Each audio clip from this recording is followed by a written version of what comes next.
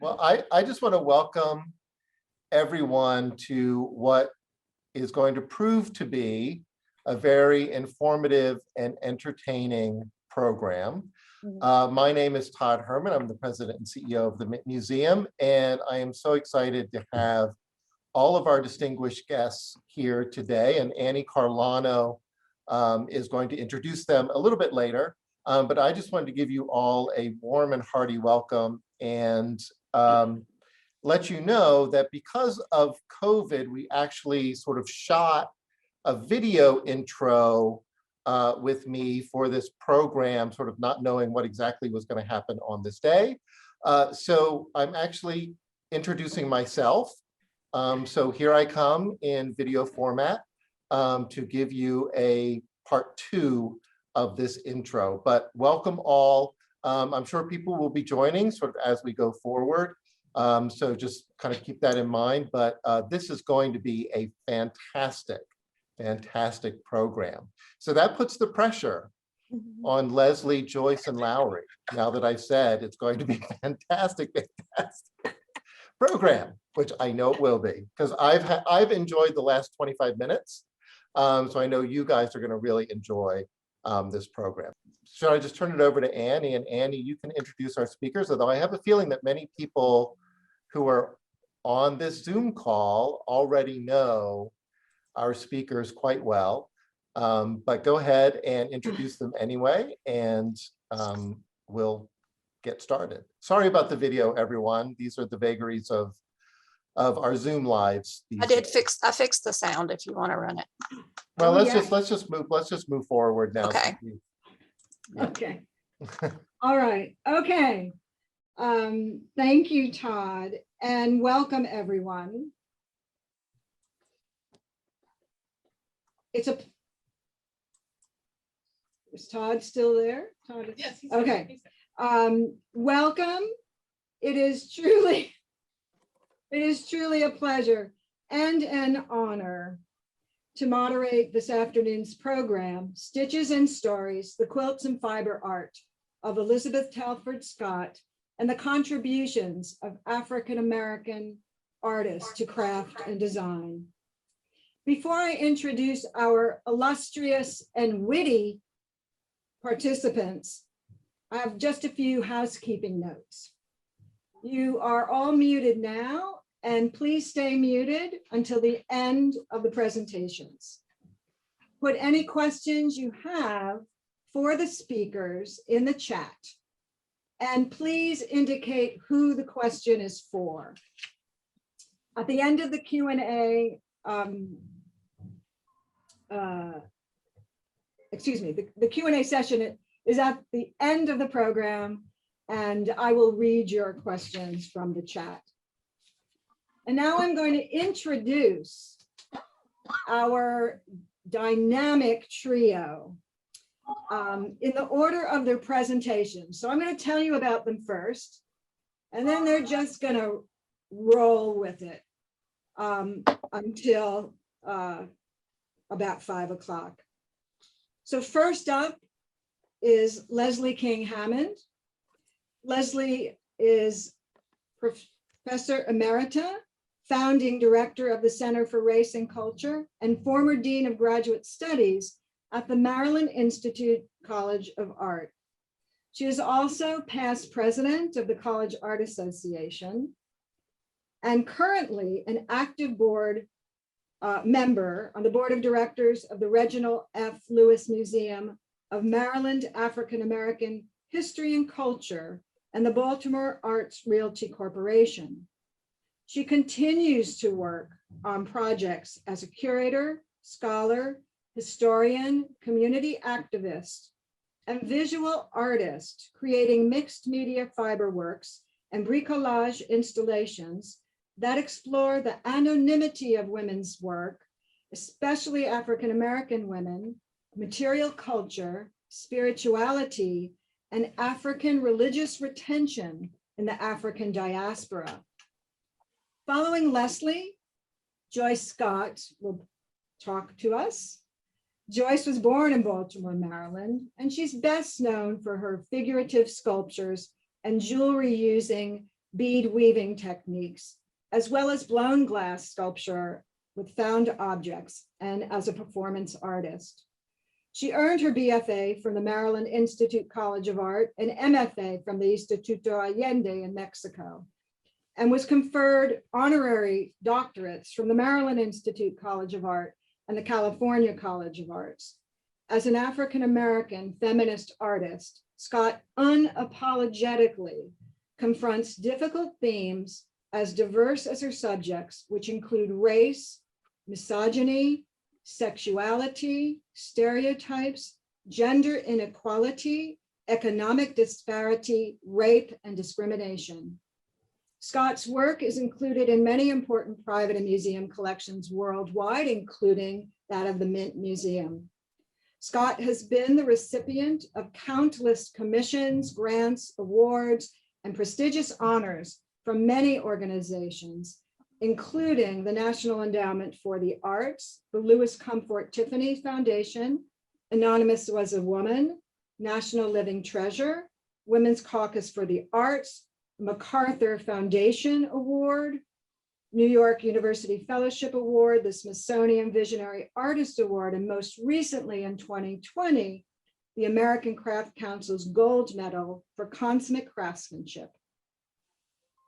Joyce Scott explores challenging subjects, powerfully revealing the equality between materials and practices, often associated with quote, craft, end quote, and quote, fine art, end quote. She continues to live, work, and thrive in Baltimore, Maryland. Lowery Stokes Sims is a specialist in contemporary art, craft, and design. She's curator emerita of the Museum of Arts and Design. She also served on the education and curatorial staff of the Metropolitan Museum of Art and as executive director and president of the Studio Museum in Harlem. Most recently, she has worked as an independent curator for numerous organizations at various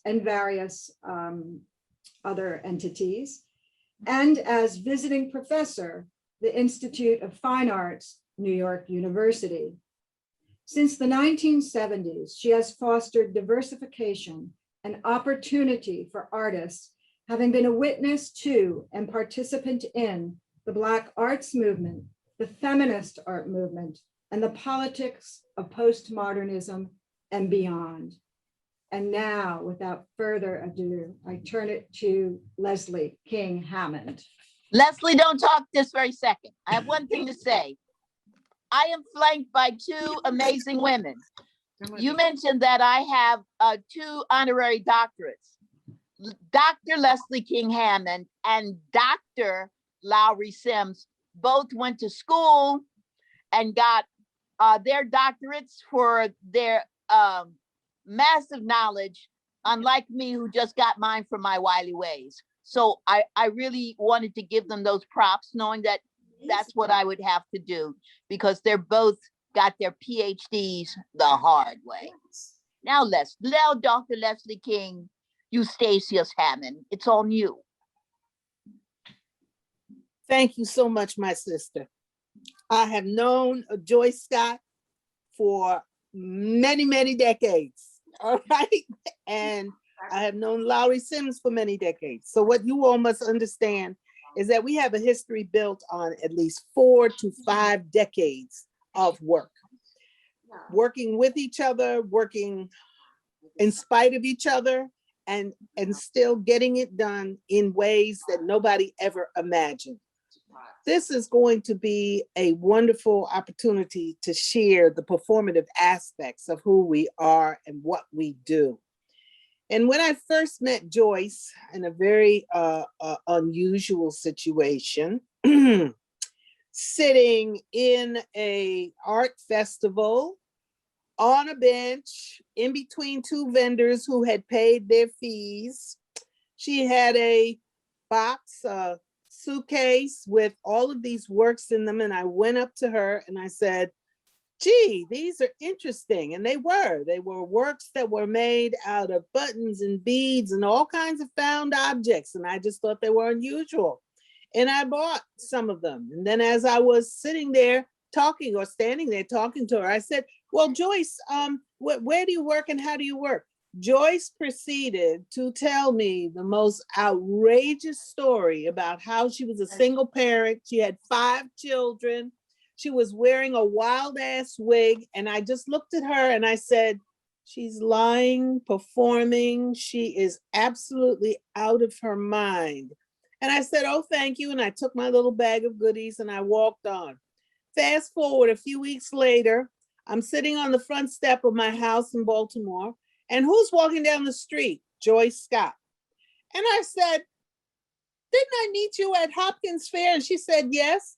And my husband at the time looks at Joyce and goes, oh, hi, Joyce. And I go, you two know each other? As it turns out, they had been classmates at the Maryland Institute College of Art. And after that, Joyce and I, we became fastly bonded to each other and Like continued to do all, see, there you go. And I began to meet her mother, Elizabeth Talford Scott, who was not only a master needle technician, but also a masterful teacher and a wry wit. So this wit that you see that Joyce has really comes from Elizabeth, or Mom, as Laurie and I often talk to her. Can I have the first slide, please? I'm not getting any movement. All I see is Joyce. Okay, very good.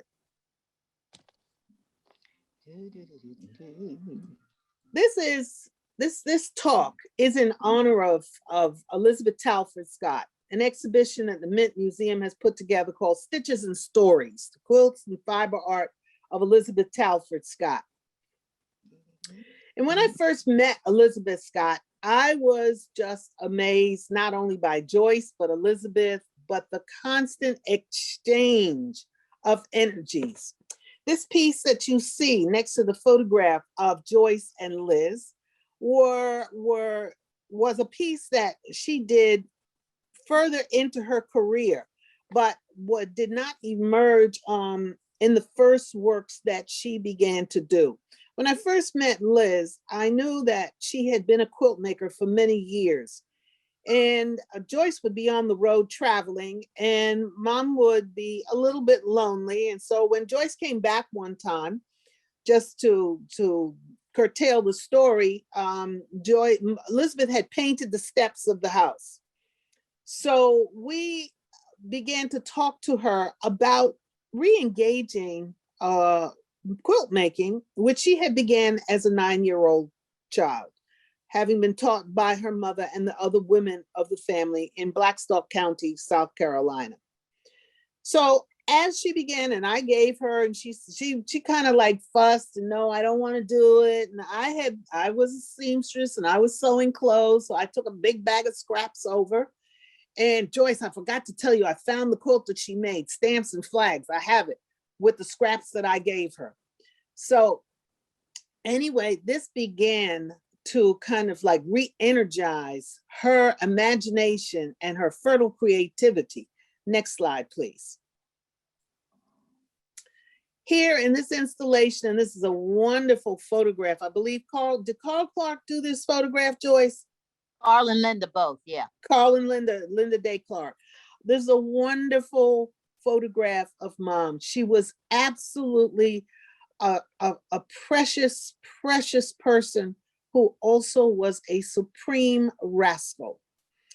And what you see in this slide here is one of the first quilts that she did when, oh my God, 50, 60 years ago, maybe even longer, and then a newer piece. And this installation is also a compilation of some of Joyce's beaded works, of which I am wearing one that she forced me to wear.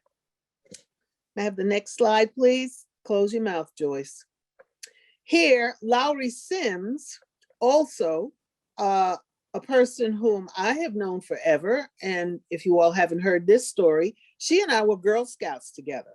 And then we were in undergraduate school together. And then we were in grad school together. And then we went on to do different projects. Laurie and I were the only Black students at Queens College at a time where she was the only Black student in the art history department, and I was the only Black student in the visual arts department. So consequently, we bonded. We had known each other as Girl Scouts. And as she would come back and forth to Baltimore visiting, because at the time she was working at the Metropolitan Museum of Art, she too became a collector of Joyce's mom's work.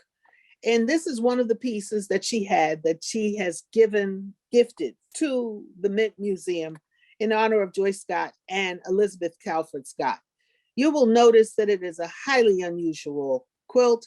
It has all kinds of elements in it, including rocks, pebbles, buttons, beads, enormous embellishment and knotting all over, an embroidery, fastidious embroidery. In fact, I see some fabrics here that were some of the fabrics that I had given her.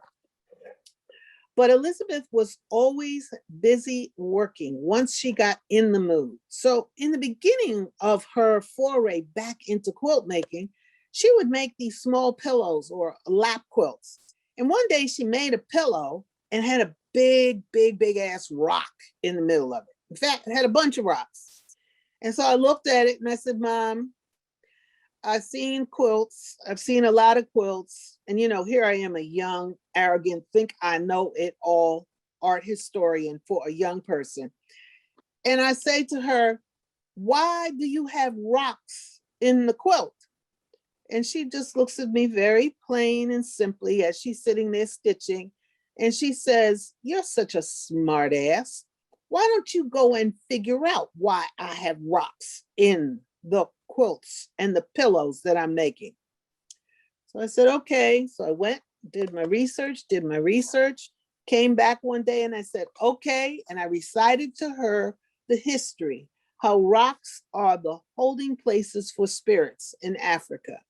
And that oftentimes one of the practices is when individuals leave the motherland, the continent of Africa, they bring a stone with them to hold, to remind them. Consequently, once when I presented this to a class of mine, I had Native American students who looked up and said, my grandmother did the same thing. I had Jewish students who said, my grandmother did the same thing. So there is a continuum of this practice. The only difference is that Elizabeth Scott began to actually use them like large embroidered beads on the surfaces of her quilts. Next slide. Next. Okay. No. Go back. Yes. Here are some details where you can see how she has embellished the surfaces with the beads, with the buttons. She was working from the elements of nature, sometimes insects, sometimes flowers, sometimes her imaginations, sometimes spiritual and ancestral forms that she think needed to be imbued within the surface to tell the stories that she was creating. In this one, it's like a shield or a protective element. She would make very large quilts, and then she would make smaller asymmetrical quilts, or quilts that could be like lap quilts, or quilts or small pillows that could also be used for healing purposes, because it was believed that these rocks and pebbles had important elements that needed to be found. Now, let me say something about these rocks. If you notice carefully, the rocks that you see here are all smooth. Coming from New York City, where I was born and raised, we had lots of smooth rocks that were always available because during the Ice Age, when the glacier came down, shut up, Joyce, when the glacier came down and it came through the area, the region known as New York, and went into the ocean, Long Island, that little peninsula, that long strip where I grew up, was a glacial deposit. Because it was a glacier, all the rocks were smooth from rubbing and friction. Now, when you move away from the geographical terrain, you will find that rocks are more rough. They're They are not smooth like river rocks or rocks that have been in water a long time.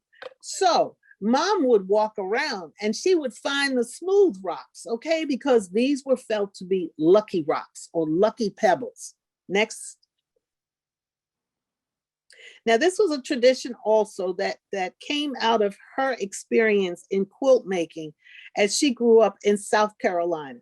And South Carolina was a very stronghold for African retentions in terms of belief systems that were then extended and practiced and visualized on a quilt or textile surfaces. Next image. Slide, very good. All right.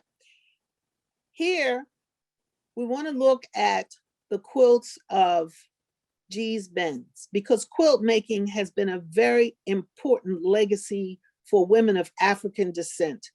We came from a culture where fabric was central to everything we did, and fabric was made by everyone, males and females. Oftentimes, males had specific technical skills, and then the women would come in and they would either embellish or vice versa. In the quilts of Gee's Bends, Alabama, which is a kind of like isolated cul-de-sac, extremely, extremely poor, we find that the quilts that the women made were made literally out of scraps, worn out work clothes, hand-me-downs, clothes that no longer fit. Nothing was wasted in the culture of Gee's Bends, those communities which were so challenged. Every piece of fabric they found, whether it was a piece of cloth found on a roadside, whether it was sackcloth, everything was transformed and turned around into a quilt. Why a quilt? Well, quilts have commemorative responsibility. Quilts are also imbued with powerful memories. When you look at quilts and you see the fabrics that are used, you remember who either wore those garments or what the purpose of those garments were. So it is a natural storytelling element. Well, for years and decades, no one paid attention to the women of Gee's Bends. Can I have the next slide? And this slide here that you see are the way the women would showcase their work on clotheslines, cleaning them. And then when they went to sell them, they would go out to the highway and they would put them on clotheslines on the highway. And that's how they would sell their quilts. This is a fascinating slide, which shows a woman, a Petaway, one of the Petaways, the Petaway family, who is at an old Singer sewing machine, I believe, treadle, and she is sewing a quilt with the help of two young, probably her granddaughters. But the fascinating thing I want you to pay attention to is the whole background, the whole environment in which she sits, because the walls of the house were wallpapered with newspapers and magazines. Very often, these newspapers and these magazines were often a catalyst and inspiration to the quilt makers, and they would use some of the patterning that they would see in the manufacturing of and the creation of their quilts. Also, too, they were very much taken with, crochet and knitting. And so you see on the mantle, a whole stripping, a kind of like a valance of crocheted doilies that hang off. So this was also not just a way to, one, keep the elements out, the wind, the moisture, keep the house warm, but it was also a way to decorate the home on top of the fact that the women were making these quilts individually, and then they would collectively come together to stitch the quilts together. Next slide, please. Here you see the Kuba Claws. Kuba Claws from the Democratic Republic of the Congo, where the people of the Congo, Kongo region came from. The Congo, Kongo, is the religious belief system. These textiles made out of raffia were first woven by men And then these extraordinarily complex designs were stitched by women. So this was a process that was shared by males and females. These are, of course, framed and beautiful, but these were used like utilitarian items, as commemorative cloths, as dance cloths, because if they were connected all together in long strips that were wrapped around the body, these would be skirts that were used to dance in at ritual celebrations or funerals, as it were, marriage ceremonies, and other kinds of events that sort of establish the status of the wearer.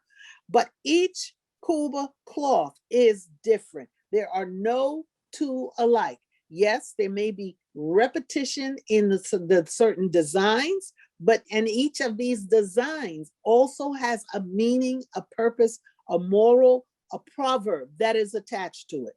Next. By the time quilt making begins to expand across the United States, we have one particular woman who is in that hierarchy of the great ancestors, like Elizabeth Talford Scott. And you have Harriet Powers. Harriet Powers made this applique quilt. This is an applique pictorial quilt that tells the story of the Bible, as well as telling the story of the phenomena, the natural phenomena that she witnessed in the environment in which she lived. These are awesome quilts. One quilt is located in the Boston Museum of Fine Arts, and the other quilt, the Bible quilt, is located in the Smithsonian collection. These are precious, absolutely precious, because they tell us the connective links between Africa and the Americas, and how African American women innovated memory from their memories, from being wired in their DNA, how to make these quilts. These quilts are made from pieced, stripped fabrics. Almost all fabric in Africa was made from strips, narrow, some of them as narrow as 2 inches to maybe 12 inches. And then if you wanted a broader piece of fabric, they were all stitched together. This means and mechanism of making cloth came to the New World. And in this particular case with Harriet Powers, we witness this magnificent tale. And each one of these phenomenal events, like the night the stars were falling here in the center, the orange drops against the deep blue textile, these can be recorded and located in the almanac as actual events that happen. For a long time, the quilts of women, whether they were African American, Hawaiian, Amish, Shaker, whatever, were never taken seriously until an exhibition in the 90s gave rise to recognition of the Gee's Benz quilts. Critics then stepped up and began to say, oh my God, these quilts are so brilliant that if they had been painted on canvas with oil or acrylic or whatever medium at the time, they would have superseded what we call to be modernist, expressionist painting today. Next slide. In this particular quilt, this is the pillow that is in my collection that Mother Scott made me go do my work. You will see in the center of the quilt that there is a rock that is embroidered, as it were a bead. There are rocks to the side, and I just realized, Joyce, look at that. It's a crucifix. Do you see it? It's on its side, all right? I sent it to you in the other vertical position, but there is a crucifix here. So Elizabeth Scott would also take scraps of fabric. Nothing within the tradition of African-American quilt making is ever wasted. These scraps are knots, all right? These are knots. Just, she would have baskets, bundles of quilts, and she would take these scraps and knot them. Well, these would be also a kind of statement about the bugs or the caterpillars or the insects that were around in the environment. Remember, she grew up in a rural environment. Joyce is going to tell you better the story of her family so that you understand the ties and the connections. But these are the works. And this pillow was done in 1985. On the other side, she would embroider it with her name. She would embroider it with the date. And this one is mine. And I bought it, Joyce. I paid for this pillow. So I don't want to hear it.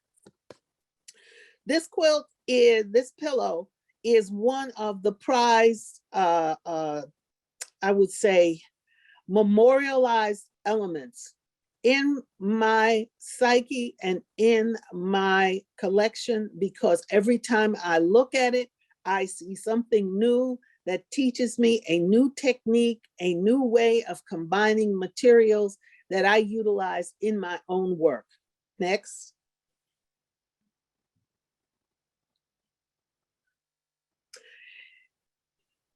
In 1996, I believe, we did George Sissel, who is in our audience here, curated an exhibition called Eye Winkers, Tumble Turds, and Candlebugs, The Art of Elizabeth Talford Scott. I also wrote an essay for the catalog, as well as many other scholars who contributed to this.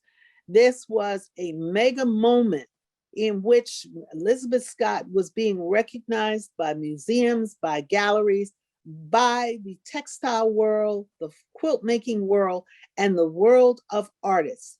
I can only say that it was been a long struggle, because for a long time there were many within the canon who did not want to see the importance of this as a vital American art form.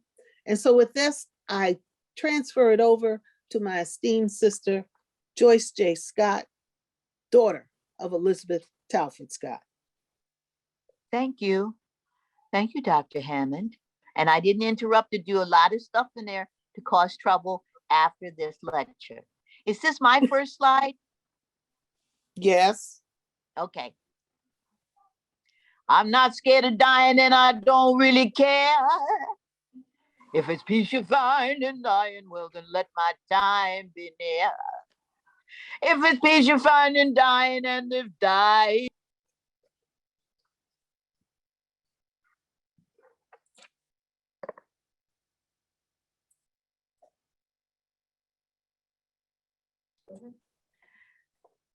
Hello, everyone. We are having some technical challenges here at the Mint Museum. So if you could just be patient, we're working on it, and stay tuned. Can you hear me now?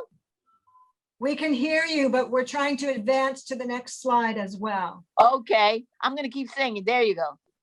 And when I die and when I'm gone, there'll be one child born left to carry on. I am Joyce J. Scott. I am the child left from my mom and dad who carries on the tradition of visual and the performing arts in stitchery. These are two wonderful pictures of me and Harriet Tubman, a sculpture I did that really relates to my mom, because I feel they were both super heroines. They were little ladies, short and powerful, dark skinned, believed in justice, which meant they didn't take shite off anybody. And they were teachers for me, because about life, I'm just an average person, but about artwork, I am fearless. And that fearless comes from generation and generation after people who made something out of nothing, made a way where there was no way. Oh, Lordy, now, somebody here. You know what I'm saying? They're the type of people who could take some grits and mix in that with a piece of Spam that was left over, and maybe an onion they had in the back of the refrigerator or the icebox, and feed a multitude. They taught me about being generous, about pomposity. They taught me about what real life is through my visual and performing arts issues. Next.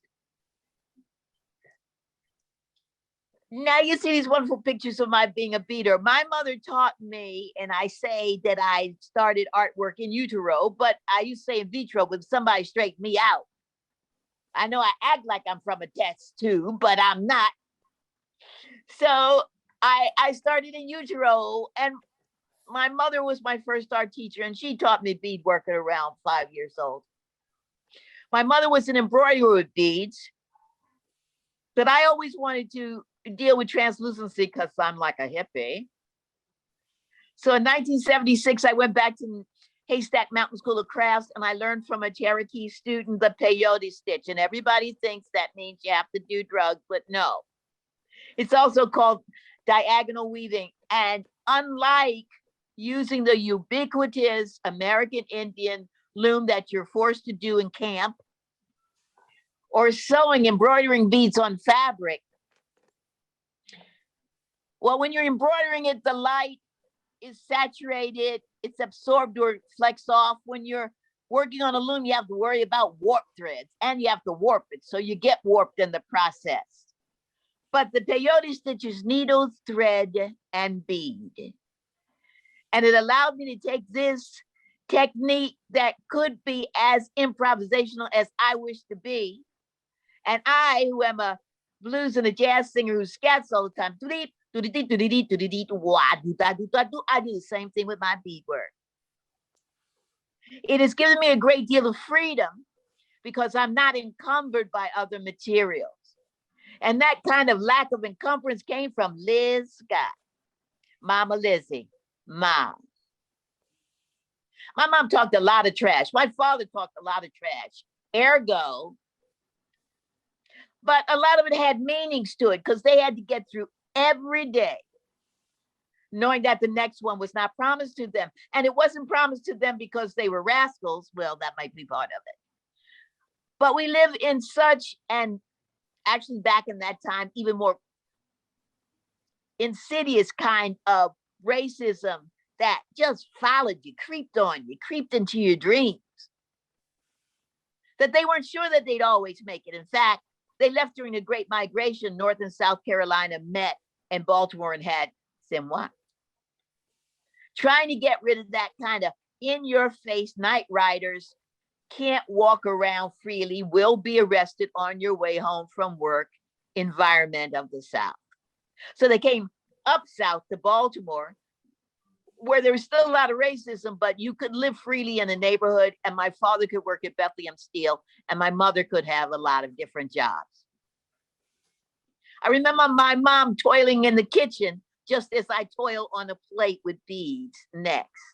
When we talk about my beadwork, we talk about the work being socially and politically oriented, and I get that from my mom too. The last 14 years of her life, my mom had dementia, and she progressed into being unable to walk or talk. But that night when President Obama became the president, and I said it to Mom as we watched TV, I watched her blossom all over again. I did this beadwork of her hands because I wanted to have that tool with me all the time, that tool of memory, that tool of her touch. Everybody remembers their mom's touch in some way, whether it was something wonderful or being slapped upside the head. But my mom had a special touch because her hands were all wrinkled up and crinkulated. But when she started sewing, she was like a conductor of a symphony. She had all the highs and lows and the clarinets and the violins, and there was a chorus behind. And all of those melodies and that, oh, it all came together in these beautiful works you see. Next. This piece is owned by the Mint, and I think it's funny because it was one of a series of series that I do. I'm always doing quartets that represent the 4 time zones and the 4 seasons and probably the 4 spices. I don't know what they are. But this was one of my first forays into really large flats, and where I had to cobble together something. Thomas Miller, who was a well-known artist in Maryland, and I used to talk about Negro carpentry. And that's where you put together stuff, you know, with a rubber band and some super glue, and you squeeze things together. And out of it would come miraculous things. Well, that came from our background of people who had to work with what they had to make miracles happen. Next.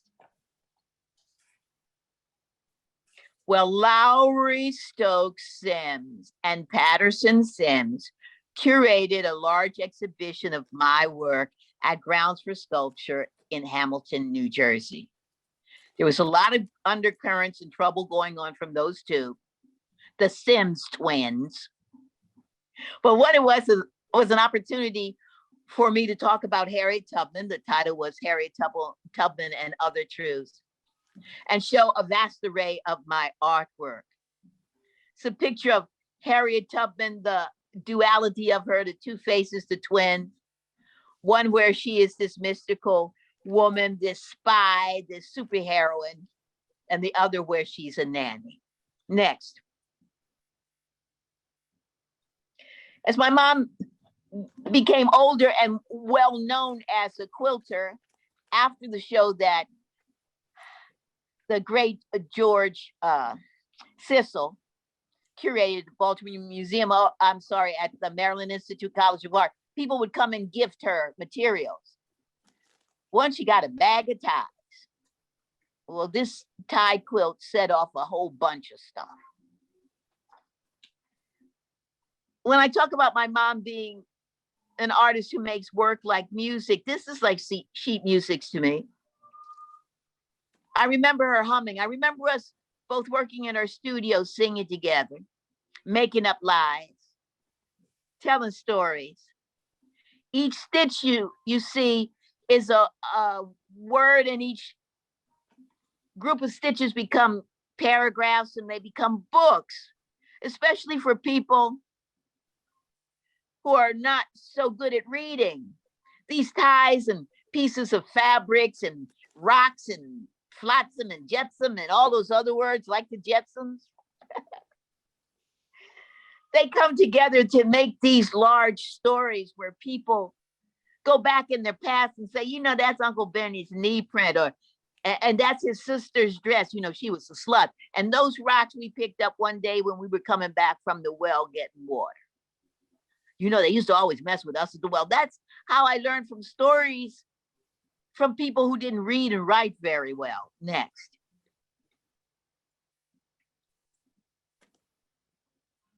When I talk about what my mom did, let me take a sip of water.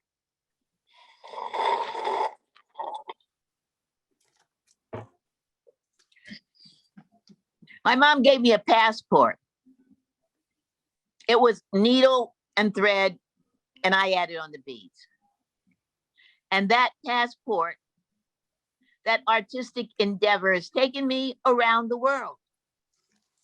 Everywhere, as we say in Baltimore, everywhere somebody sews. Everywhere somebody adorns. Everywhere somebody fixes that patch. Oh, Lord, and now. Everywhere somebody's making miracles with a needle and thread. And so when I come in wearing something I've made, or I'm in Guatemala spinning badly on a spindle and someone takes that spindle from me, and in each other they talking, and or in Quechua, they're speaking to each other, looking at me like I don't even know what she is, but she can't spin. And they start spinning on my spindle. And by the time we get to the top of the hill, we're talking about things with pictures because we can't really speak the same language. That kind of temerity, audacity, come on over here and show me that stuff came from my mom and her predecessors. My mom's side of the family is a long line of craftspeople and performers. Her father, Samuel Caldwell, had as many jobs as he had kids, and he had 14 kids, 12 who lived. They lived in a house that was really a cabin, probably with a lot of the kitchen and an outhouse outside. When they wanted to quilt, they had to raise or heist the quilt, heist the rack back down, lower it. My mom would talk about being under that quilt, catching the needles, sending them back, and making her samples. Well, that's what I did and what others did at her side, at her knee, talking trash, listening to her tell me stories. And through each one of those stitches, I was building my passport. Now, this piece I made probably after I went to the San Blas Islands off the coast of Panama, working with the Kuna, the supposedly second shortest people in the world who have a technique that we call molar work, or a kind of applique. Mola is the name of the blouse they use. And when I walked in with this nose, they just called me a big mola, a big kuna. I showed them my mola work and they showed me about stitching. And I was probably wearing something, maybe a little patch that mom made. And they showed me something that their daughter or their cousin had made. Come on, y'all. Next.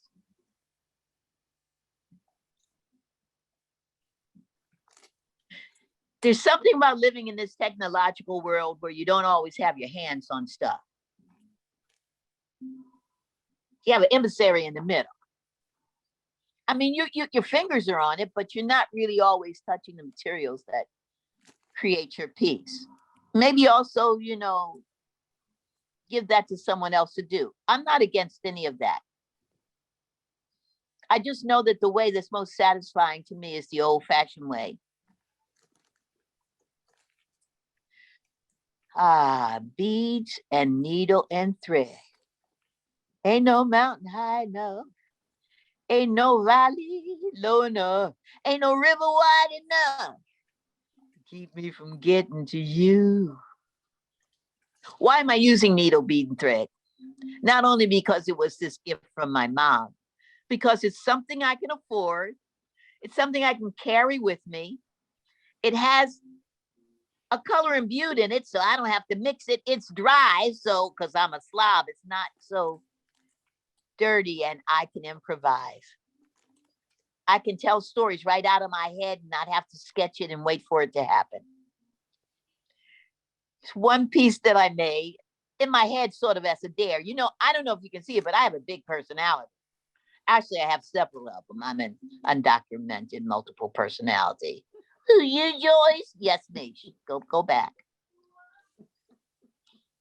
And sometimes I dare myself to make pieces that are larger than people might wear, except Europeans wear those big things in squares and they can't get the coat on.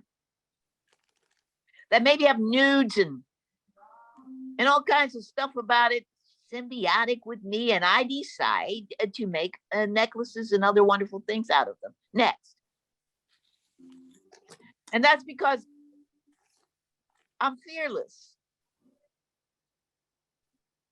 When I talk about my mom, I'm talking about a person who at the end of her life, we figured out she was dyslexic because she kept saying, I told them I wasn't stupid. That meant that she would reverse letters. I realized most of her life, she learned how to traverse around the city by landmarks,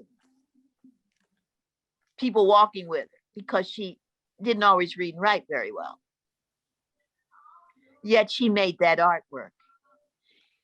And she imbued in me this tenacity that said, I will not be denied. And I say that to you because I come from people like most of us who've been denied in some way. And that shows in my artwork. Like in this necklace, it's big. I'm putting colors that some people won't wear together. Do you think that's going to stop me? It never stopped my mom. They used to call my father. You saw a picture of my mom. My father was lighter than I. They used to call him every kind of N word, a yellow N, a red N, an Indian N. He had Polish friends, a Polak. Sorry to use that term, N. And he went to work every day. And the way he got back was working better than everybody else. Of course, once he tried to drop a guy in the smelter and they brought him down. Next. When you look at my work, I don't want you to go, isn't that wonderful? I would like you to say that. What kind of person would do that? I want you to say, what kind of person would do that? When I say I want to be the best at what I do. I don't necessarily have to be the only best, but I want to be the best Joyce. I want to be audacious. I want you to stand back and say curse words. Sorry for all of the quilters here who don't curse. I want you to say, how the hell did that happen? Why would a person take the time to do it? This piece is around 43 inches wide. And it's about Harriet Tubman again, walking from daylight to deep night. I don't know why else I'm on this earth. My mom and I would talk about, why else am I on the earth? Am I here like old Southern people? Am I here to act like a monkey and eat some fruits and just sit around and beat up people? Both of my parents went to one-room schoolhouses, and they did that when they weren't picking cotton, tobacco, and vegetables. And to have a child who not only loved education, but had the ability to get it for free meant the world to them. So when I say I won't be denied, it's because people died for me. People were actually hanging from trees and buried under mud so that someone like me, a little roundaway girl from Baltimore, could take this skill and change her life. And in that, do what my mom did. Open door a bit, put my foot in it in my designer shoes, and hold it open so somebody else can get in next. I want my beadwork to be enormous. If I want it on the wall, I want you to come up and say, I can't believe it. I want you to be mesmerized and lost in the folly. I want it to be amazed that you have to go through.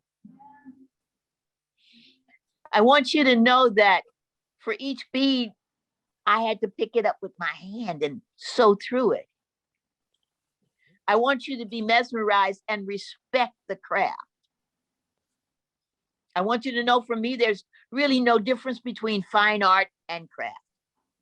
It's the same impulse. Since I'm a sculptress and a performer, and I'm a craft person, they're all the same impulse. They just have different roads because singing isn't always what I need to be doing. Sometimes I need to take that song and make a necklace out of it. This is called a Blue Baby book, I believe.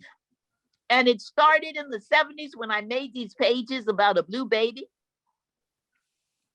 And then years later, I made that woman who's having a blue baby. She's giving birth to a blue baby. And I thought, should I burn? Now that's something about me. If I don't like it, and that's why beadwork is so good, I'll just cut it up.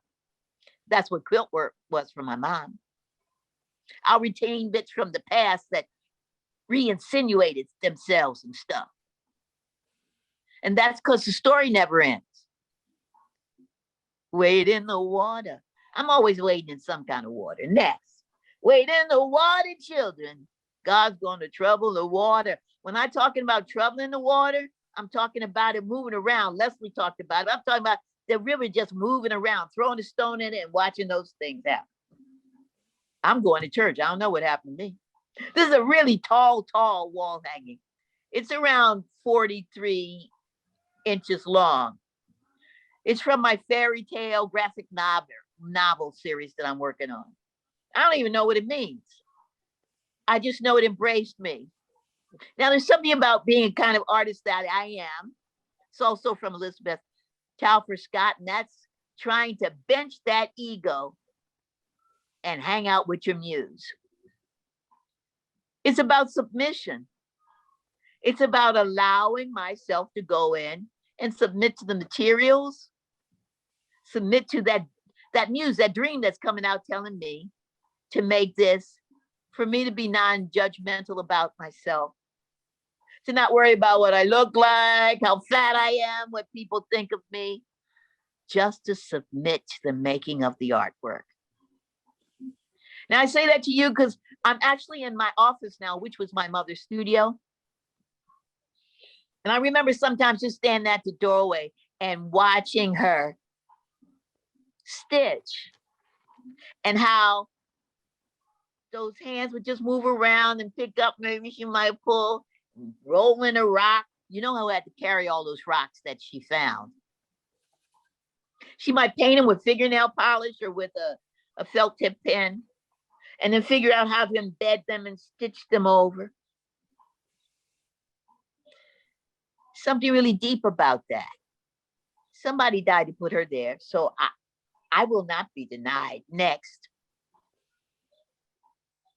Harriet Tubman, again, from that show, Harriet Tubman and Other Truths. She's a really big Harriet Tubman. It's Harriet Tubman as Buddha. Now, you know, I started doing Buddhas when I had a residency. That's not true. I've done Buddhas for a very long time, but I started doing super large Buddhas when I had a residency at the Baringo studio in Murano, Italy. Now think about this, a round the way girl from Baltimore is on an island already. It's like, wait a second, in Italy, in that Venice complex in Murano, not speaking Italian. Mine is Italian, not Italian. Walking and singing. I know they love opera. And us doing Buddhas together. They asked me, why would you do a Buddha? I said, I'm an artist. Everything is available. Everything's available to me. And that's what I feel about my artwork. That's what I felt about my mom. And that's what I feel about Harriet.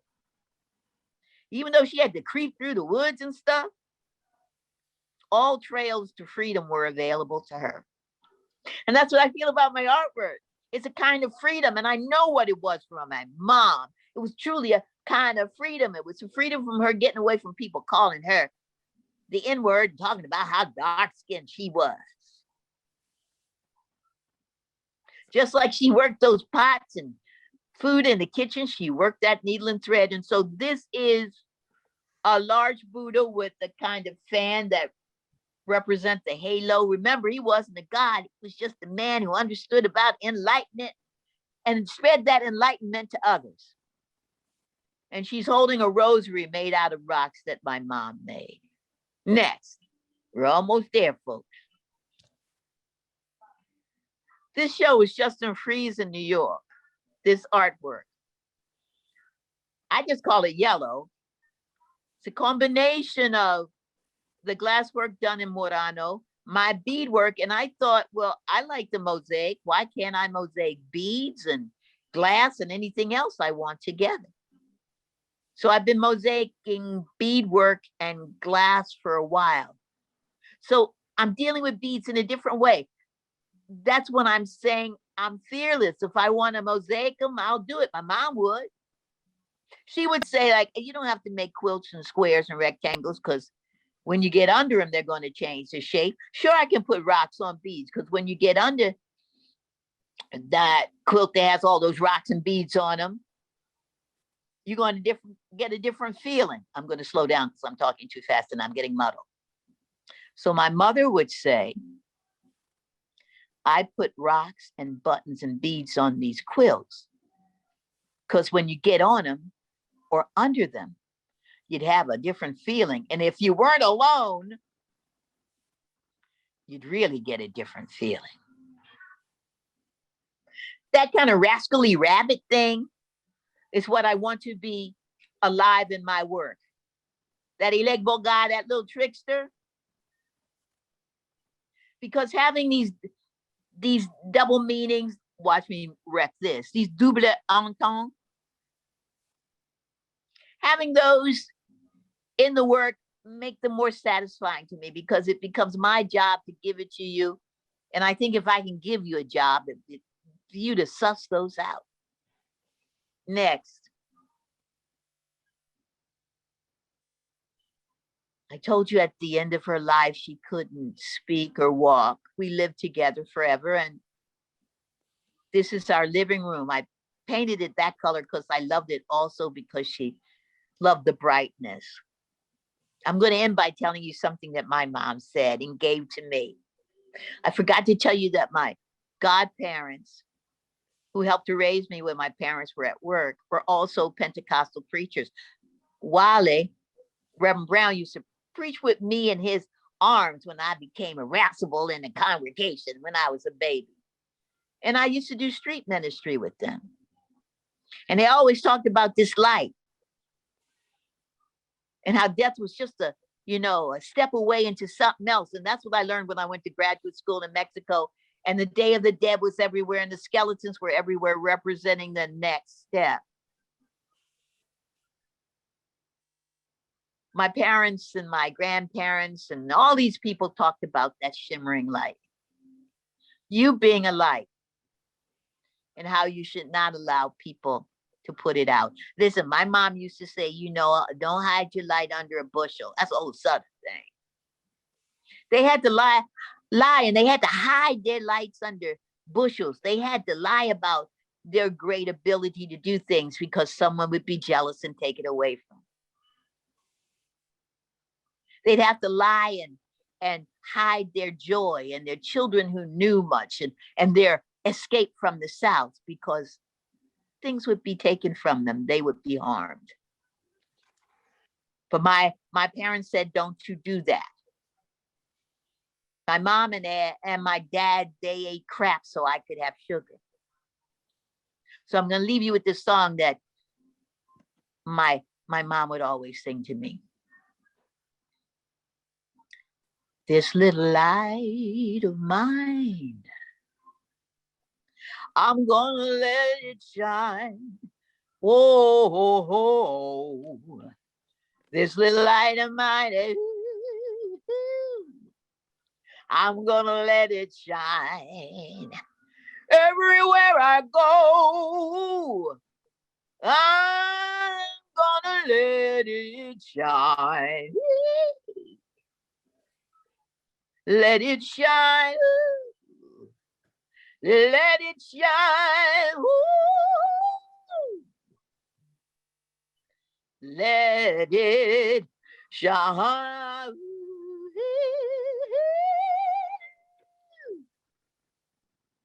Let it shine. Dr. Lowery Stokes Sims.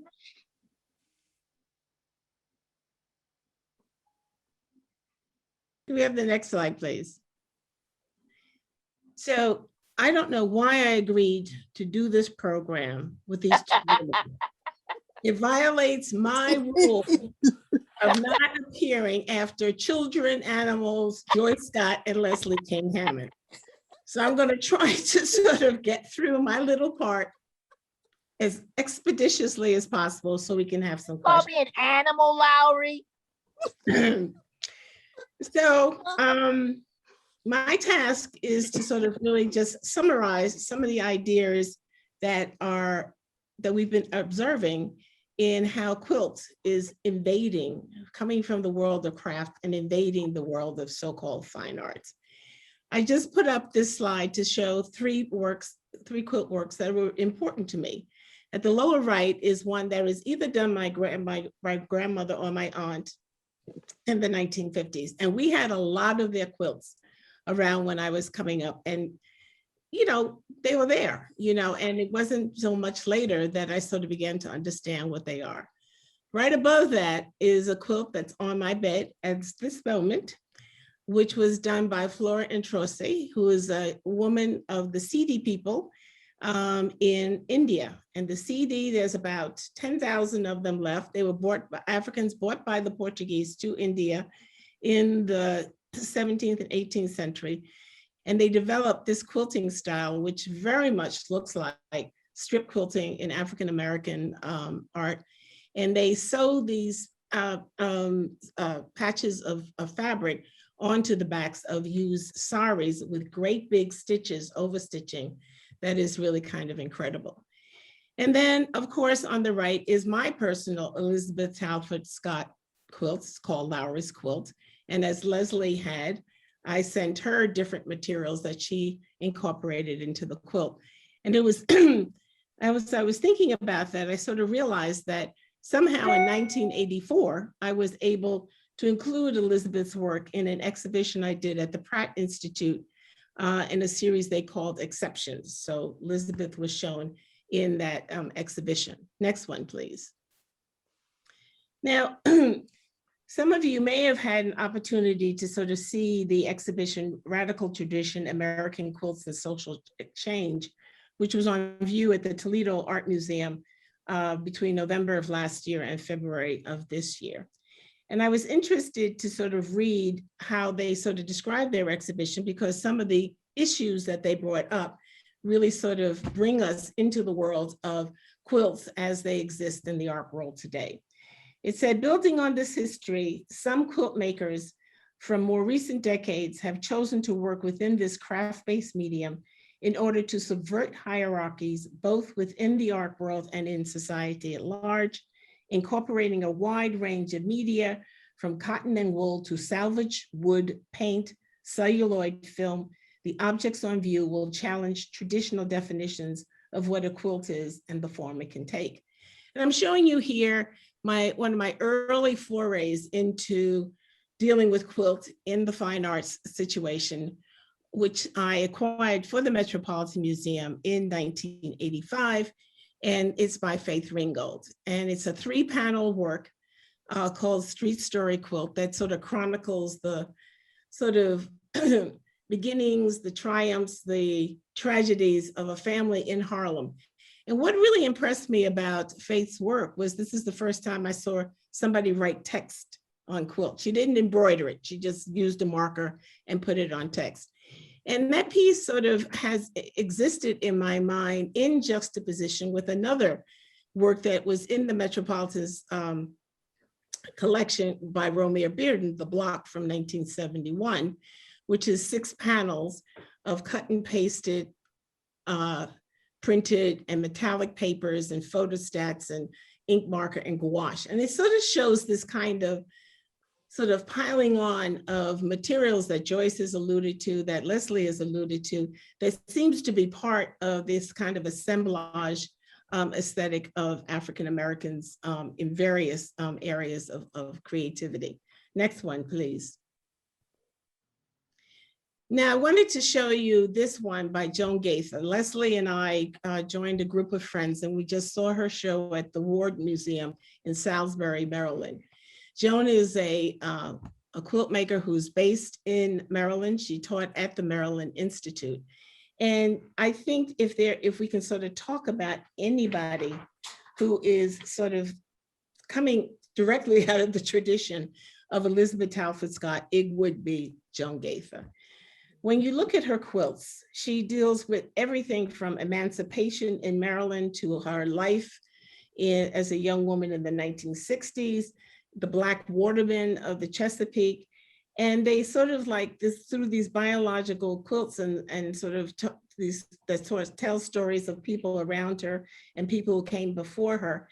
She brings a multitude of techniques. When you look quietly, I have just 2 decades of 2 other quilts in the show. You can see that she puts, found stuffed animals, she stitches, she appliques, she creates, like these stories. I mean, each quilt can have a very intricate program. And the large one on the left is History Repeating Itself, or Are We Repeating History? Has, a chart that sort of basically tells you everything that's going on in this quilt. And this is 144 by 108 inches. It's a monster. She says it weighs over 100 pounds. And it even has LED lights, like in it. So this whole kind of almost bulimic, sort of approach to quilting, I think, has sort of made Joan's pieces absolutely incredible. And most of the work she does all by herself. Faith worked on her pieces all by themselves. The other thing I wanted to say in conjunction with Faith's piece is that when she started doing quilts, it came out of her own collaborations for fabric pieces with her own mother, Willie Posey, who was also a seamstress, and can be seen in the context of feminist art, bringing sort of, quote, domestic arts to the fine arts. But at the same time, for Faith, when I interviewed her way back in the 1980s, she talked about the fact that, her kids and her family resented her being in her studio painting. So making soft sculptures and fabric pieces were a way that she could be with them and at the same time make art. So this kind of way that, you know, women artists sometimes have to accommodate themselves to sort of, and their families to sort of like make their lives come together. Next one, please. I guess the best known artist working today is Bisa Butler. I mean, she creates these incredible colored compositions that are informed by photographs that are both historical and contemporary. And she has this incredible way that she sort of translates sometimes black and white and color photographs into these vibrant color transitions that are just absolutely extraordinary. I've seen videos of her, and I encourage you to go on YouTube and watch the videos of her using her machines and sort of stitching these quilts. I think that the construction of these quilts also involve many varied kinds of fabrics, from African painted cotton to mud cloth to vintage lace to satin and organza. And each material for her represents a different part of the heritage of the United States. Next one.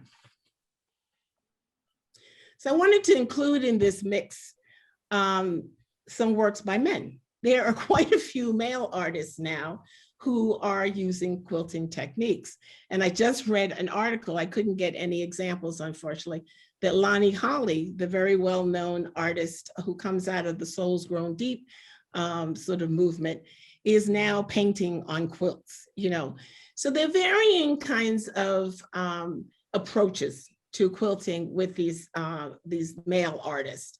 So this is Joe Lewis. Joe is an artist I've known since the 70s.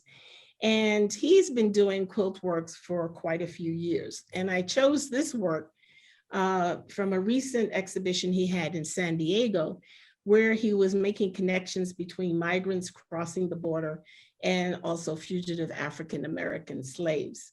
Now, Joyce talked about the way that nowadays there's a way that the digital techniques can come into it. And she prefers, you know, sort of like the hand, you know, the whole thing. The guys aren't really afraid to use digital materials. In fact, what Joe has done in this one, Signals from the Underground Railroad series, as he did in Star Chamber 7 years ago, was to sort of digitize images, print them on the fabrics, and then use a sort of digital pattern to sort of do the overstitching. The interesting thing about the Signals from the Underground Railroad is that he's become a number of, among a number of artists who are using this sort of, some people call it a legend and some people call it a fact, that quilts made by African-American slaves held secret maps and signs to find safe haven and navigate through the countryside. And one of my favorite quilts by Elizabeth Talford Scott is her plantation quilt, which includes huge stars representing constellations. And, you know, I've been told that the overstitching represents the topography, you know, like of the landscape. And there, you know, many people sort of say this, you know, is not true. Algernon Miller did the design for the Frederick Douglass Circle in New York at 110th Street and Central Park West. He had constructed seating based on symbols and got into a lot of trouble. There was a lot of dialogue about whether or not these symbols were in fact something that could be read as a kind of secret code. Next one, please. I'm going very fast because, you know, we want to have time to talk. I found these quilts by Hank Willis Thomas. Now, I followed Hank Willis Thomas's work for a long time. They had no idea that he had done these quilts. I have not been able to sort of contact him about this because he's been very busy, but I think they are sort of like typical of the way that Hank sort of displaces and replaces objects and materials and motifs to recalibrate our understanding of them. The quilt on the left is called Angola Bound and is made out of decommissioned prisoned uniforms. And it sort of like really fits into how he appropriates and reframes images and materials to connect historical moments of resistance and protest in our lives to sort of move us towards greater social justice. The one on the right is a number of quilts that he did based on the work of famous artists such as Picasso. And this is, of course, a sort of riff on Picasso's Guernica. However, they are constructed out of sports paraphernalia and jerseys and jackets, and maybe make a connection between the battles and sports teams and the wartime incident that Picasso commemorated. Now, the interesting thing is what I did find was that Hank really brings in a lot of collaborators, like so that he's sort of the producer of his product. And many of these quilts were made in collaboration with a woman called Jennifer Bowen, who has a studio called Studio Willow. Her website is very modest. We don't even know where she's located. Hank himself has talked about the fact that this particular group also draw inspiration from Asfao flags, which are the regimental flags of the Fonte people in Ghana, which combine proverbs and imagery and express the power of the regiment that are used at annual festivals and funerals for community members and other workers. Next one, please. Sanford Bickers has really done incredible work using quilts. He's been working with discarded antique quilts and along with other media and transforms them into works of subversive fine art. He has said, I'm a late collaborator adding another layer of code, which will later be interpreted by a viewer sometime down the road. And the quilts are a method, again, of adapting the strategies of women artists back in the 70s and the 80s to bring these kinds of sort of fabric art and domestic, what we used to call domestic arts, into the hierarchy of the art world and disrupting that system and sort of really questioning what the art world deems as important. And textiles and quilts, as we know, have often been excluded from those institutions. So we see two really great examples here where he's used a combination of the quilts with fabric, acrylic and spray paint, and sort of has added this kind of flourish of an antique, another quilt onto the front of the other. So this gets back to what Leslie was saying about the reception of Gee's Benz quilts. It's almost like Sanford has sort of fulfilled the early critical response to the Gee's Benz quilts, that these would be considered great works of abstraction if they were on canvas. So 20 years later, Sanford's saying, well, here they are, and they incorporate the language of modernism, the language of postmodernism.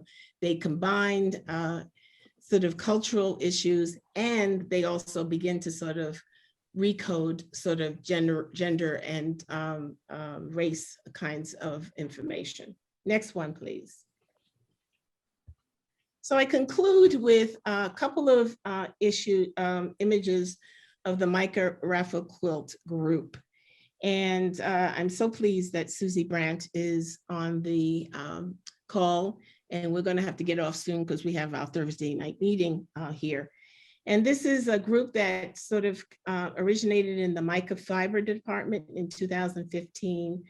And by 2016 was also including work and collaborating with the African American Quilters of Baltimore. And their current president, Glenda Richardson, and longtime member Rosalind Robinson and Suzanne Coley are also part of our, Thursday night quilt group. And Leslie and I have joined this group. So I'm an art historian, but now I've become a kind of a quilter. And what we do is we sort of talk about stitching and techniques that are demonstrated by Susie. Participants also make presentations during the show and tell.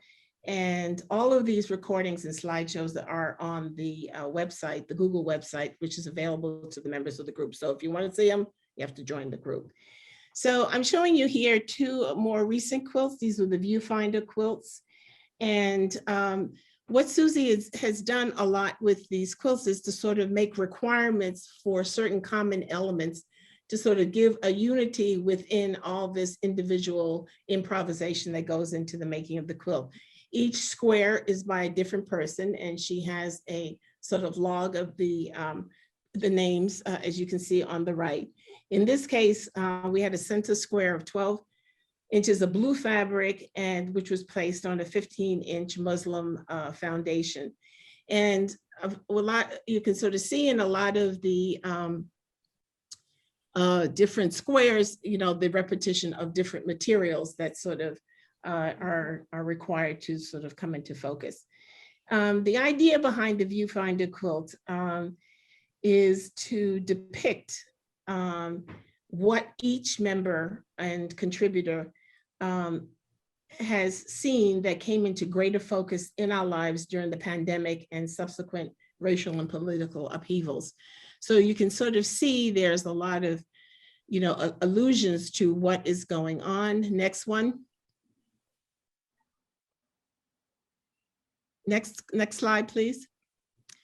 And here's the other one that sort of really came. And it's just amazing when all these sort of quilts come together and sort of we have different sort of interpretations of what is sort of personal to everybody. Next quilt.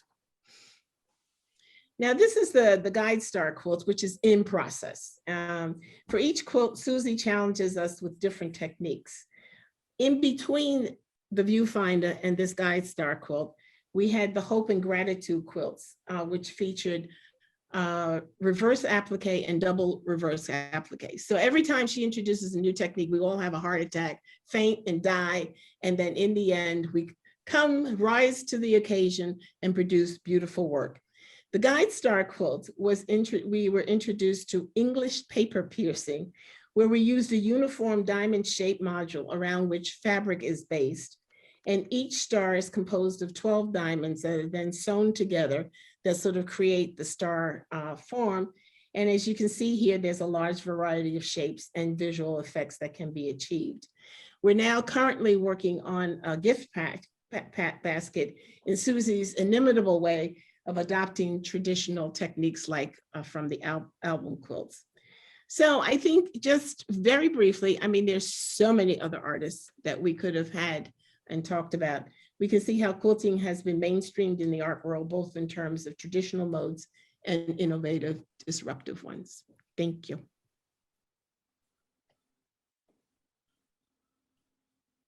Stop sharing your screen. Shall I do the salute? Sure. Yes. Yes. Yes. Raise your glass. You want to do a full screen? Sure. Yes. Can we get Full screen so everybody can see, okay? We're going to do a salute now and a toast to Elizabeth Talford Scott. We honor her catalytic genius, her innovative wisdom, and her extraordinary imagination, and the energy that she has provided all of us throughout our lives and beyond to create beautiful works that tell extraordinary stories. Here, here. To Elizabeth, Here, here. here, here. And to the dynamic trio for taking us on a wild ride. Ruby, I loved your little chat mentioning the wallpaper with newspaper. It's like Yeah. another kind of quilting. I loved it. It is, exactly. You know, that was Exactly. supposedly one of the biggest arguments my parents had. My mom loved how active the newspaper was, so she did our bathroom in it.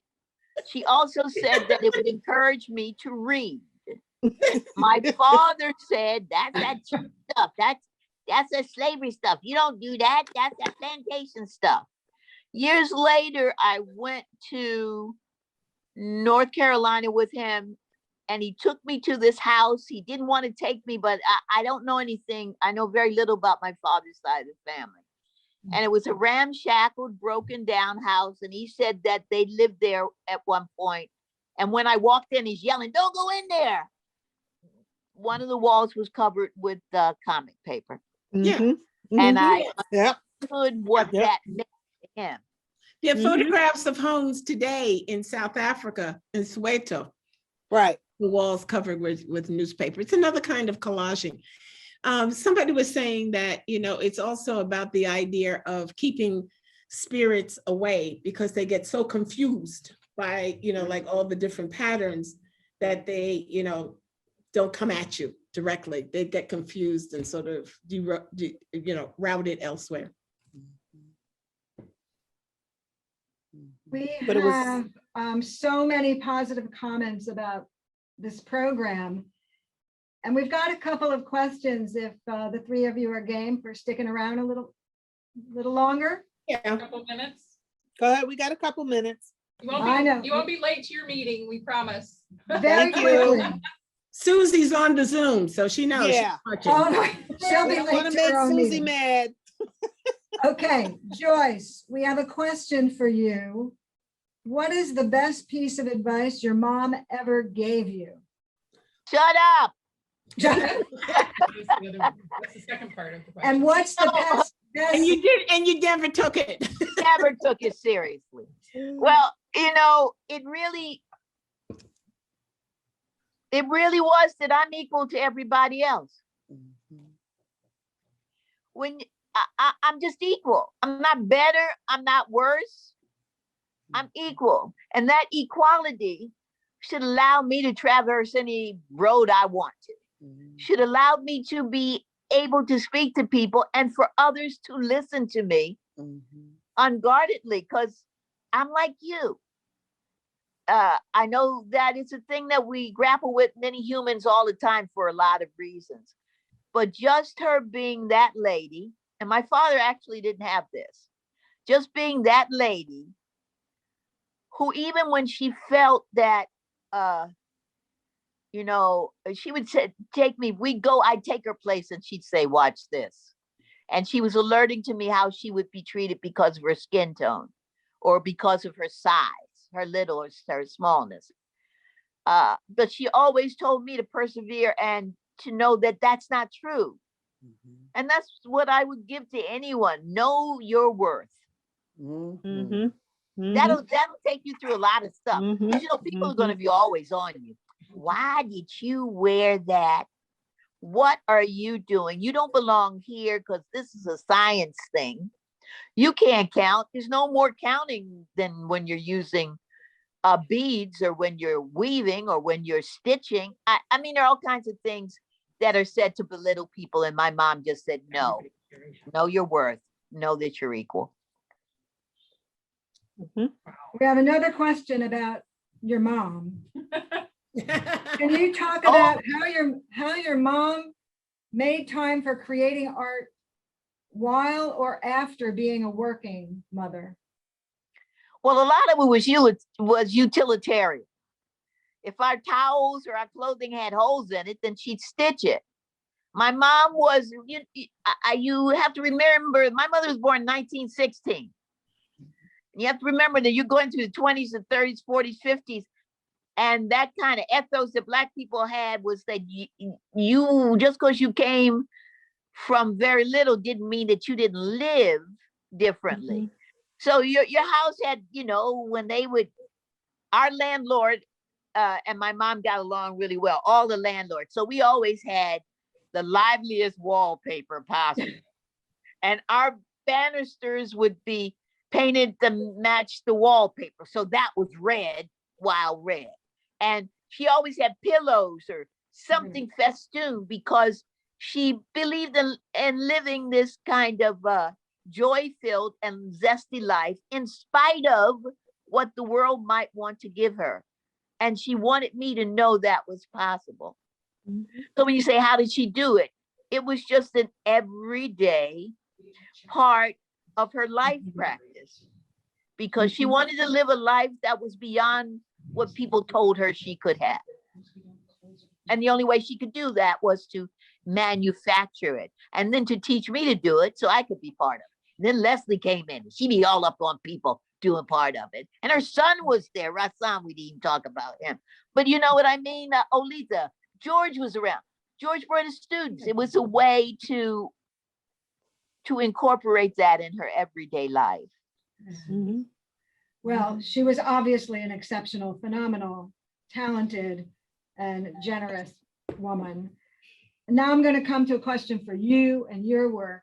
We've got two questions, because I also have this question.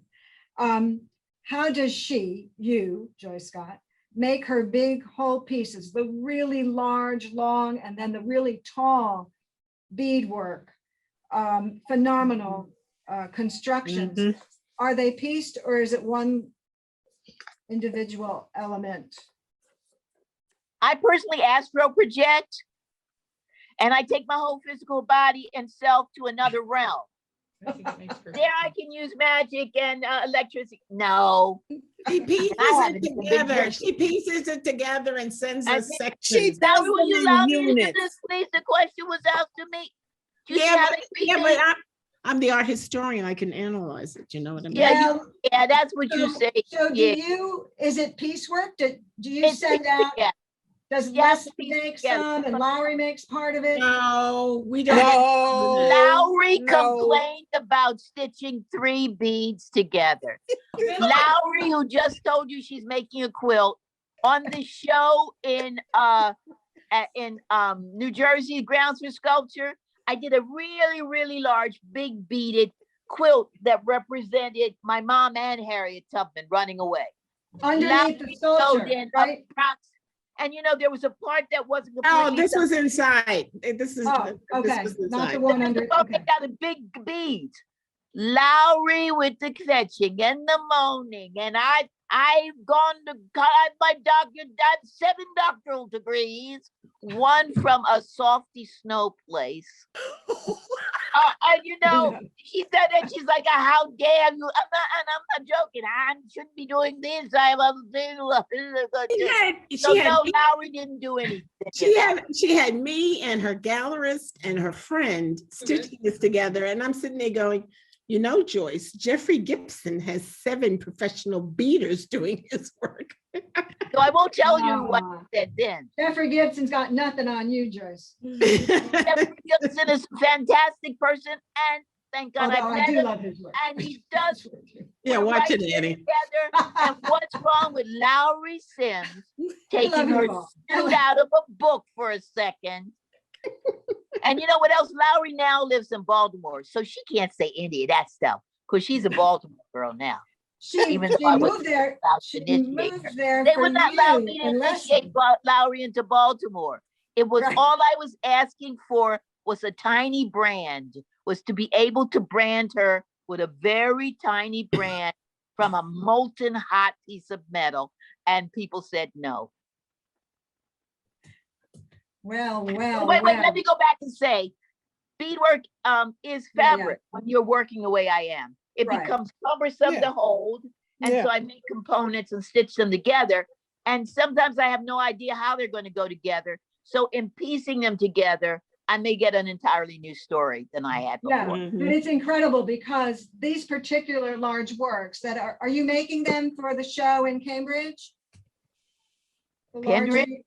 No, for Mobilia. She did neck pieces for Mobilia. Oh, just Yeah. neck pieces. Anyway, No, they there's just look like one one wall. continuous. But I'm just making them because that's, I told you, I submit at the door and it said, make a big thing. And I said, okay. And let me say, this kind of work is thrilling and also really tiring. So if you have to, there's another reason why you work in pieces, because if you have to go back and forth and do tiny little Right. pieces of blue for 1 Right. hour, after that, I would go out and sell myself. I go out, please, someone help me and get me out of this. So I make it in smaller pieces that make it just easier for me to get through. Mhm.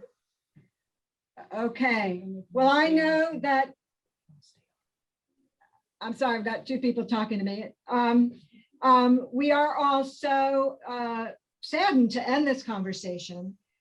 We know we could go on for hours, but you all have got to get to quilting. And Yes. we all have to get to our four-legged and two-legged companions. So thank you for this phenomenal session. Thanks to everyone who joined us this evening. And I say onward and upward to Baltimore. Thank you. Before we leave, I'd like to say something. We're coming to get you. Before we leave, I would like to thank the Mint Museum for making this happen. All of the wonderful help that the Mint Museum did. Everybody who came today, old faces and new. And I especially would like to thank my two sisters, Dr. Leslie King-Hammond and Dr. Lowery Stokes Sims, who pick with me all the time and are mean to me, but I wouldn't have it any other way. So thank you for doing this. Hopeless. Hopeless. Thank you all. Thank you all very much. Thanks very much. Appreciate it. And remember, Thank you. when you give a presentation, do never go be after children, animals, Joyce and Leslie. Okay. You Bye, heard it here. all. Love y'all. Bye-bye. Love you all. Thank Bye. you so much.